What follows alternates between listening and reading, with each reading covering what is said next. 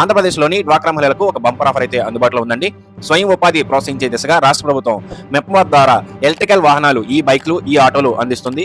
కేవలం driving licence ఉంటే చాలు మీకు కూడా ఈ యొక్క పథకంలో భాగంగా నెలకి 25,000 నుంచి 30,000 వరకు ఆదాయం సంపాదించుకోవడానికి అవకాశం అయితే కల్పిస్తుందండి. అయితే మా సహాయంతో ర్యాపిడో వారితో కలిసి పింక్ మొబిలిటీ పేరుతో ఈ యొక్క కార్యక్రమాన్ని రూపొందించిందండి. ఈ పథకంలో భాగంగా ఎలక్ట్రికల్ వెహికల్స్ కొనుగోలు చేసే మహిళలకు ప్రభుత్వం సబ్సిడీ అనేది అందించడం జరుగుతుంది.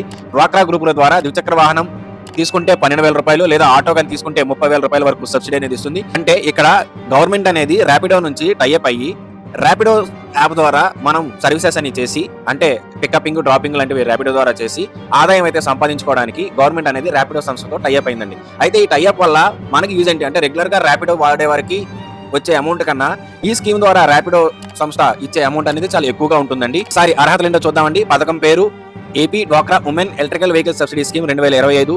దాని యొక్క లక్ష్యం ఏంటంటే డ్వాక్రా మహిళల్లో వారికి జీవనోపాధి కల్పించడం. ఇది ఎవరెవరికి వర్తిస్తుందంటే 21 సంవత్సరాల నుంచి 50 సంవత్సరాల మధ్యలో ఉన్న వారికి ఇదైతే వర్తిస్తుంది. దీనికి కావాల్సిన డాక్యుమెంట్స్ ఏంటంటే డ్రైవింగ్ లైసెన్స్, ఆధార్ కార్డ్, డ్వాక్రా గ్రూప్ లో ఉన్న మీ యొక్క డ్వాక్రా గ్రూప్ యొక్క ఐడి.